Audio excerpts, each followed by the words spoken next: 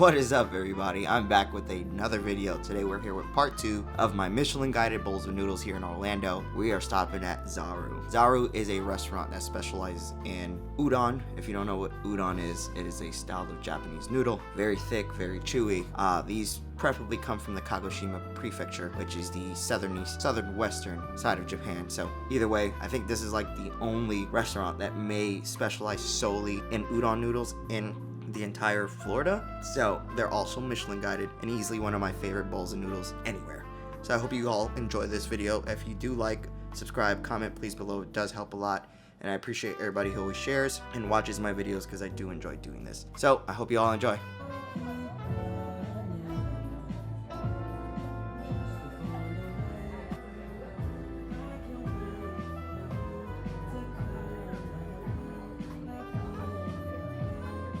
What is up, everybody? I am here with another video. We are at my second place on my top 3 Michelin guided bowls of noodles in the entire Orlando, and it's probably the only place you can get udon noodles.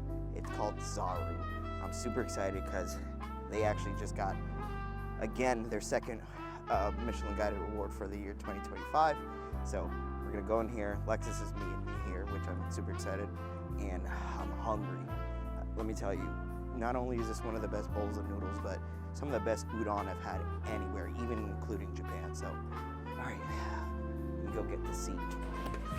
Let me go. Have you took any video? I guess a table. That was my goal. You know, I hired a cameraman and a second person to help me with these videos, and she is just not thriving.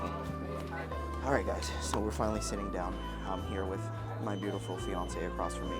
That's not helping me record, but that's another conversation. I usually come here, like I said, this is the only place that I know that specializes in Japanese udon solely. This is strictly a style from the Kagoshima prefecture, and they also make the udons in-house. So it's everyday fresh udon, fresh ingredients, and I love coming here because not only is the quality high, but all the ingredients are coming not only from the central Orlando area, but also from Japan. So let me go ahead and show you exactly how you can choose off the menu, and the menu is quite cool. You have just a bunch of different things. So beverages, of course. You got your mocktails. They don't sell real liquor here, but appetizers, which I usually go for their gyoza. And then you have your cold udon bowls or your hot. I usually go for the nikitama, which is this one. And then they have special udon bowls, just different type of assortment of things that you can add on as well. I usually go for a shrimp tempura add-on and a little bit extra nikitama of the sliced beef, but either way, I am super excited. So let's just go. You said you already ordered the apps, right? Yeah. Okay, so we're just gonna go nikitama and then shrimp tempura to go in with my broth. And do I get this slice? Is that what I usually get? Wow, they got a bunch of different stuff. I feel like they added way more. All right, so we ordered what we wanted. Usually we get Viet coffee here too because they have some of the best Viet coffee, I think, in the entire city. But they ran out today, so that's unfortunate. And I haven't had a cup of coffee today, so I'm a little groggy. But I'm also hungry. And that is the number one thing that you come here for. I love the ambiance. They always play great music in here. So great music, food's great. The only thing I will say is that maybe after 5 you may have a hard time getting a table. So we actually came for lunch because we were super hungry, and it's like my only day off from work. I'm hungry. I'm like salivating at the mouth. And it's funny because I never used to like udon. I had udon for my first time in Japan. Wasn't a fan because of how thick they were, and I think it's maybe because of the style I got, but the ones here, the Kagoshima style of udon here, absolutely delicious. All right, we got our first of the apps, which is the gyoza, and the gyoza here is absolutely amazing, only because they use the batter in-house. And look how it has this pancake flake right across the top, but if you flip it, you get gyoza. I don't know why I'm flipping the table like that. I just didn't want it to fall. But let me go ahead and show you even closer up here. Like I said, they usually use the same batter that they made for the udon here. All right, I got my gyoza, and I've already kind of chopped it up. Oh, flip my chopsticks. Again. But let me go in. Look at that stuffed, flaky, that batter in-house, and then you go ahead and dip it in that, of course, dumpling sauce, or gyoza sauce to be exact, sorry. My camera skills are terrible right now. Oh, I coated it exactly how I wanted it. Stuff.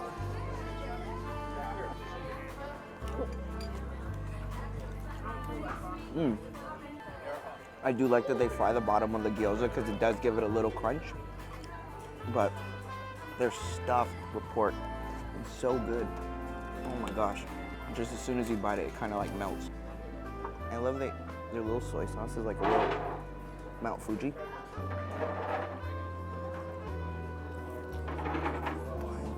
I'm not gonna lie, that might be my favorite gyoza in Orlando.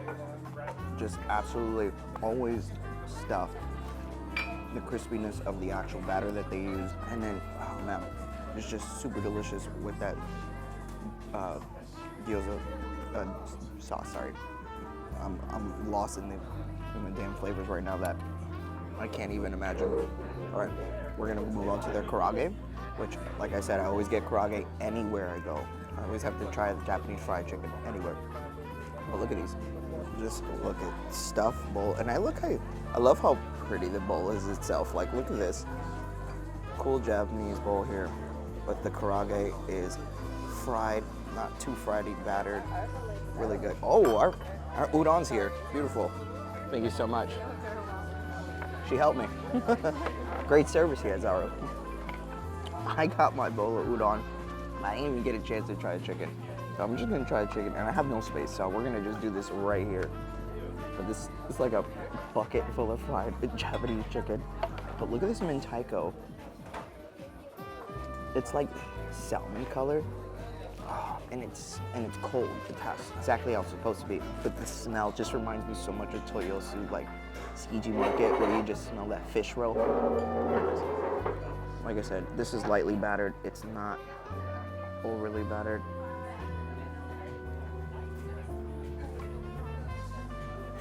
Oh.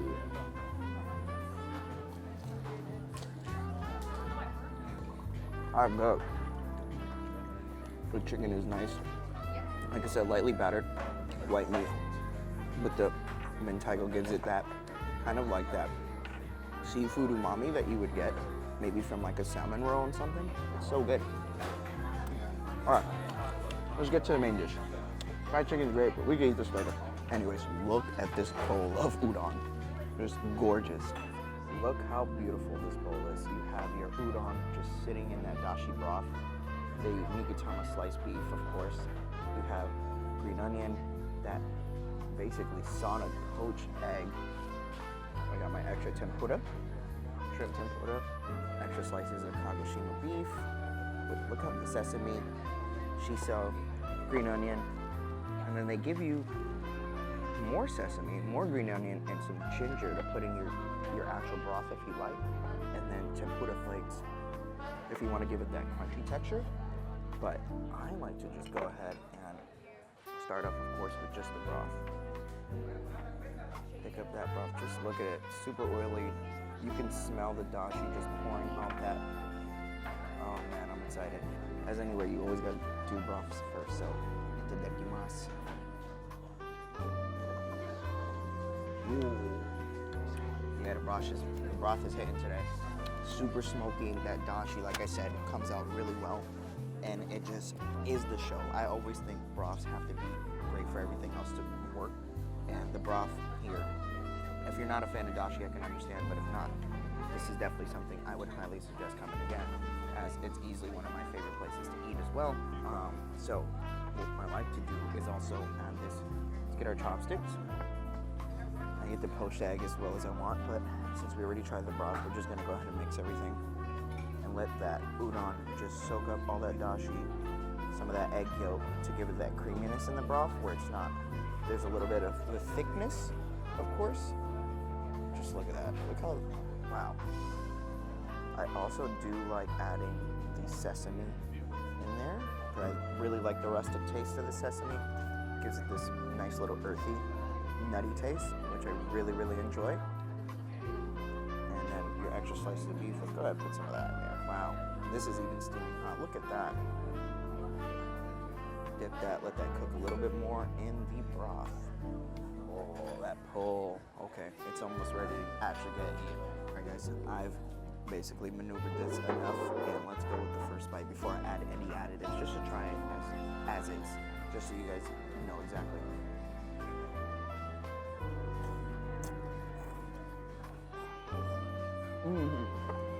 Those udon noodles are so al dente and bouncy. It's like if they had trampolines. They were made out of trampolines with the springs that are in your bed. They just bounce so well when you chew on them. So good. And they soak up that dashi broth really, really well. It's almost like mochi noodles. Have you ever had mochi? But plus with the tenderness of the Kagoshima beef, so good. Now, I did want a little bit more green onion here, so I'm gonna go ahead and put some of that green onion. Some of that ginger. I do like the ginger in there as well. I usually have it with my ginger. But put some of that green onion. Okay. And if we wanted to, what we could do is, well, just so I show you guys. Alright. We're gonna put some on our spoon here. Nice little bite. Try to make sure I get a good shot. It's falling. It's all falling. It's just these noodles are so long. But I wanted to put some tempura on there.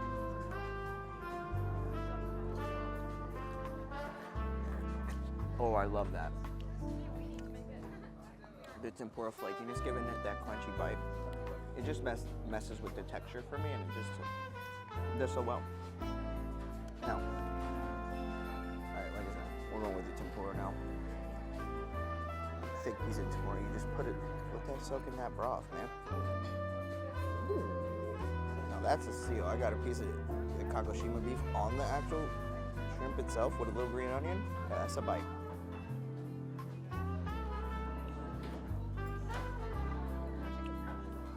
Oh, Alexis loves beef. She gave me some of her chicken that she usually puts in her bowl of soup, just so I can try it and have it on my video. Look, so they have a little chicken tempura. You can also, I tell you, it's additive as well. Soak that tempura soaks up that broth really easy.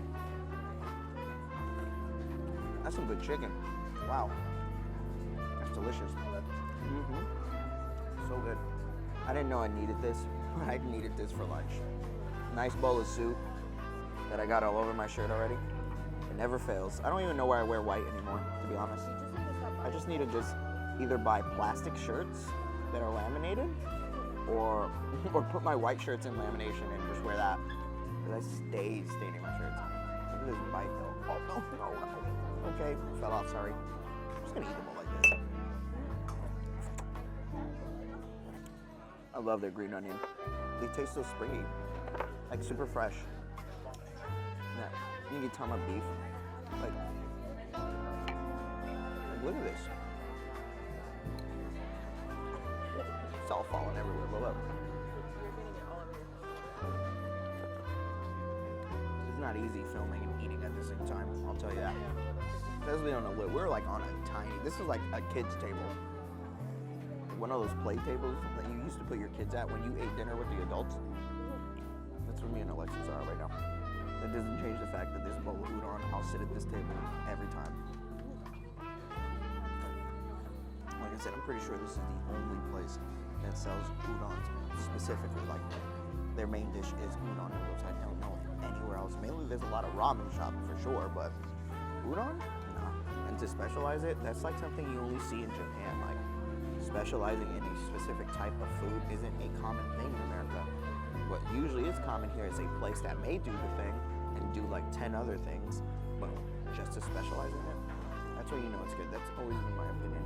If you have a restaurant that does one thing only, that means they try to perfect it. When you have a restaurant that does a million different things, something's gonna fall through the cracks. And I'm gonna tell you, Zaru, because of the choice they made to make this strictly about udon, genius, because it's absolutely must. These bowls never disappoint me, and they're always full. If I'm correct, a bowl of udon here maybe like $16, but it's worth it. And like I said, the Michelin Guided, it may cost you a little more. You're getting top quality food. I mean, look at this.